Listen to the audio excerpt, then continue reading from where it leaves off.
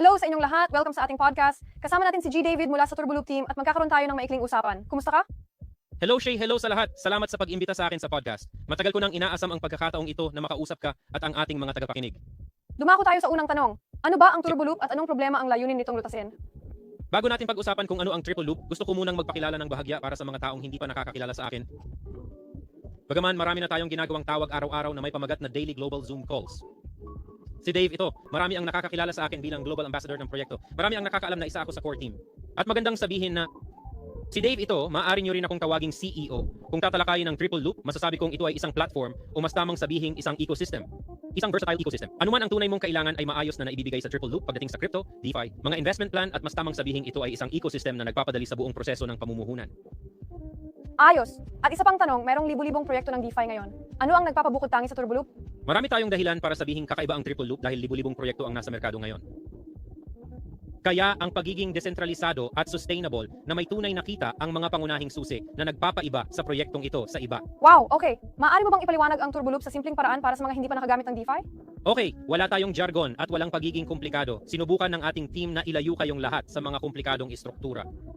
Nakabuo tayo ng simpleng istruktura. Mayroon tayong 4 na investment plan bukod sa iba pang features.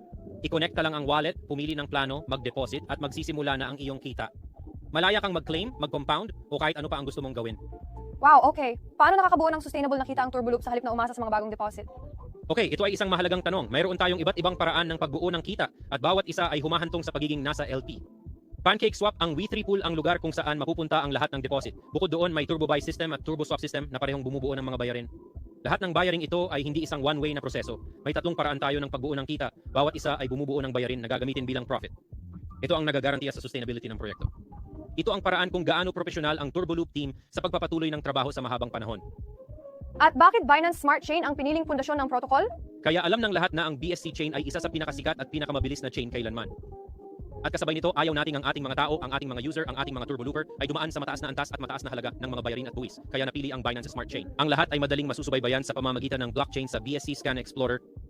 Seguridad ang isa sa pinakamalaking alalahanin sa crypto. Anong mga hakbang ang ipinatupad ng Turboloop para sa mga user? Tiyak na mauunawaan ng sino mang gustong sumali sa proyekto na kailangan ng ilang mahahalagang feature. Dapat may mga kinakailangan para sa mga feature na iyon. Hindi natin maaaring laktawan ang seguridad. Kaya ipina-audit natin ang proyekto sa Haze Crypto at Solidity Scan. Nakamit natin ang pinakamataas na antas ng seguridad. Sa kabilang banda, ginawa nating accessible ang lahat para sa ating komunidad. Marami ang nagtatanong kung maaaring baguhin ang mga smart contract. Tunay bang desentralisado ang Turboloop? Ano ang ibig sabihin ng re-announced ownership? Tiyak. Gaya ng nabanggit ko, ang Turboloop ay isang desentralisadong proyekto dahil mayroon lamang itong isang contract. Ang contract na ito ay na-audit at renounced at madaling mapapatunayan ang desentralisasyon. Kahit sino sa mundo, maaari mong ipasuri ang proyekto at makakatagpo ka ng isang sagot, desentralisasyon. Ang team ay sapat na tiwala kaya nagtakda ng bug bounty, $100,000 para sa makakahanap ng senyales ng sentralisasyon. May tiwala tayo sa ating proyekto na maging desentralisado. At ang platform ay tungkol sa transparency. Mahalaga ang transparency. Ito ang ating slogan na ang Turboloop ay isang transparent na proyekto. Anuman ang gusto mo ay accessible sa contract. Ang lahat ng transaksyon ay ipinapakita sa website turboloop.io at sa contract. May maaari mong matunton at sundan ang bawat transaksyon. Ang paraan ng pagdeposit at ang pagdaan nito sa V3 pool, ang lahat ay transparent. Isa pang tanong, ipaliwanag mo ang iba't ibang loop plan at para kanino ang bawat isa?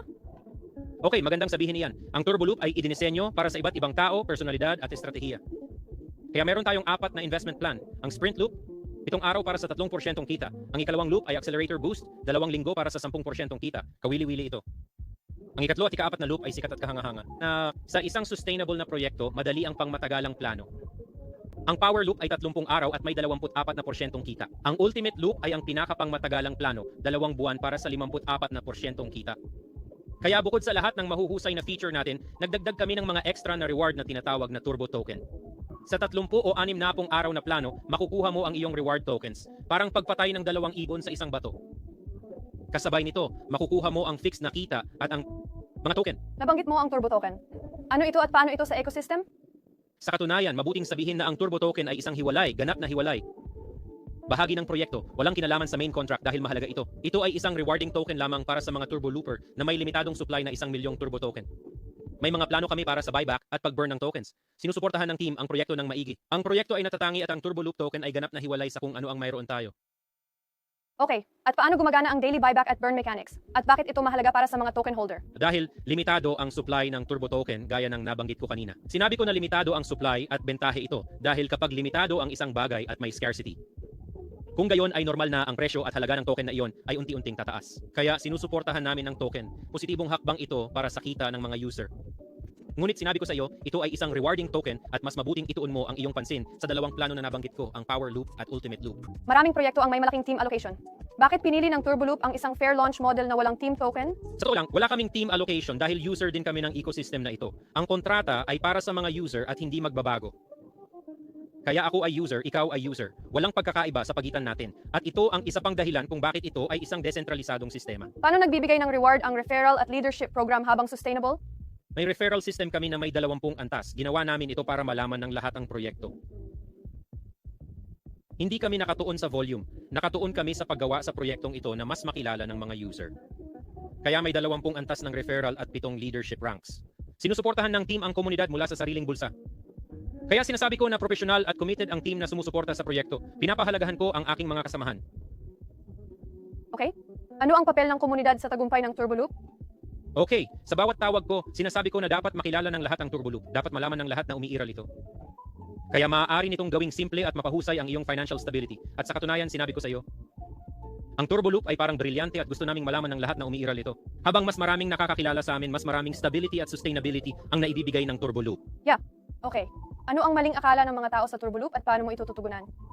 Dahil sa libu-libong proyekto sa merkado, marami ang nawalan ng pera, pati ako. Nawalan ako ng pera sa maraming proyekto. Yeah, talaga. Nag-aalala ang mga tao sa sustainability at sa mga nakaraang kabiguan. Pero hindi ako nandito para kumbinsihin ka. Hindi ako nandito para pilitin ka. Hindi ako nandito para magbigay ng maling impormasyon. Bakit? Dahil sa transparency, inilagay namin ang lahat ng impormasyon para sa mga tao. Ang lahat ng impormasyon, transaksyon, at kailangan mo para sa sariling pananaliksik ay ibinigay na para sa iyo. Anong mga feature o development ang darating sa susunod na yugto ng roadmap ng Turbo Loop? Gaya ng desisyon ng team, maraming updates ang darating. Ang Turbo Token ay isa roon at kawili-wili ito. Sa kabilang banda, mayroon kaming Turbo Loop Insurance System na darating sa lalong madaling panahon. Sa kabilang banda, magdaraos kami ng lingguhang kompetisyon para sa malusog na kompetisyon sa isang maganda at kapana-panabik na paraan. Nagbibigay kami ng magandang roadmap at magkakaroon kami ng global tours. Ang dev team ay maglalakbay at magtatrabaho sa mga aspeto ng proyekto ng personal kasama ang mga tao. Pag-usapan natin ang gustong magsimula ngayon. Ano ang 3 hakbang na inirekomenda mo? Okay? Kapag bibili ka ng t-shirt, naghahanap ka sa iba't ibang lugar. Ito ay investing platform, kaya gawin ang sariling pananaliksik, okay? Kailangan mong suriin ang website, ang mga kontrata ng audit, at marami pang aspeto ng proyektong ito. Ang maganda rito ay araw-araw kaming may mga tawag na tinatawag naming Global Zoom Calls tuwing 5 ng hapon UTC. Madali kang makakasali sa amin. Bukod pa rito, mayroon kaming mga lokal na Zoom calls para sa iba't ibang lugar at rehiyon na maaari mong salihan. Itanong mo ang lahat. Lilinawin namin ang iyong mga kalituhan. Sinabi ko na sa iyo. Simple lang ang istruktura ng proyekto dahil naniniwala kaming ang transparency ay nasa pagiging simple, okay? Kailangan mo lang ikonekta ang iyong wallet dahil walang limitasyong geographical sa proyektong ito. Pagkatapos, maaari kang pumili ng plano batay sa iyong sariling estratehiya. May mga short-term investor at may mga mas gusto ang long-term plan. At tapos na, madali kang makakapag-deposit sa iyong plano at tapos na. Magsisimula na ang iyong kita at ito ang kabuang proseso ng aming proyekto. Ito ay desentralisado dahil walang sinuman ang may access sa kontrata, okay? Walang admin key. Walang owner key, walang pakikialam ang ikatlong partido. Narito ako bilang global ambassador ng proyekto na ang tungkulin ay linawin ang lahat para sa mga tao, okay? At iyon na iyon. Simple lang. Kung may mensahe ka para sa mga unang beses makarinig ng Turbo Loop, ganito. Ang Turbo Loop ang lugar na dapat mong puntahan. Isang lugar kung saan ang bawat hakbang mo ay magiging kapaki-pakinabang. Una, ang mga planong ito ay kumikita. Masya. Pangalawa, makakakuha ka ng Turbo Token. Pangatlo, meron kaming napakaganda at kumikitang referral system. Ang susunod ay ang katotohanang meron kaming leadership system kung saan maaari kang makakuha ng magandang titulo. Pagkatapos, meron kaming onboarding bonus. Kapag nag-refer ka at kumuha sila ng 30 o 60 araw na plano, may bonus sila. Ang susunod ay ang katotohanang mayroon kaming lingguhang paligsahan at mas mabuting sumali ka.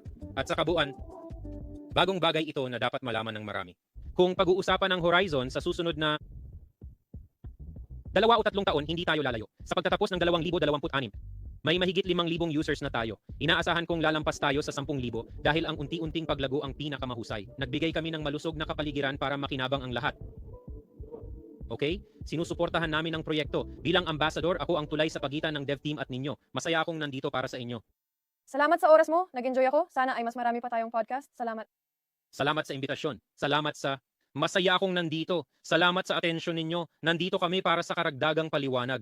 Uulitin ko, mag-research kayo, dapat makilala ng lahat ang Turbo Loop.